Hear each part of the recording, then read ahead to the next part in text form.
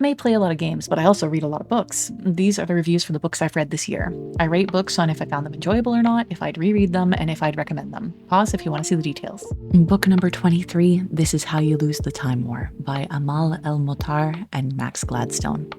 Finished June 3rd, 2025. This novella had an interesting structure. It jumps back and forth between being a series of correspondence between two rival time agents and the events surrounding those two agents while they write and read said letters. It all starts with a letter that says, burn before reading. This is a slow burn, and in some ways I think it'd make a great surrealistic short film. But honestly, even though it's a Hugo and many other award-winning novella, I just didn't like it. In the way I rate movies on two axes of good or bad, enjoyable or unenjoyable, I thought that this was good, but I also just didn't enjoy it. The story feels like being dumped into a game with no tutorial. I was struggling to make sense of the prose with no lead-in or context. Novellas are sometimes just too short not to be understanding what's going on. There were modern references and jokes that felt out of place in a futuristic setting. I just generally found the reading experience to be unpleasant, even if I liked the concept. I do, however, think that it's really interesting that the two authors shared a vague story outline, but each of them wrote the letters from a single character. As such, the responses and the reactions have a kernel of real surprise and delight in them, each author's reaction. There's some really neat stuff in there, it's just definitely not for me. And 2 stars.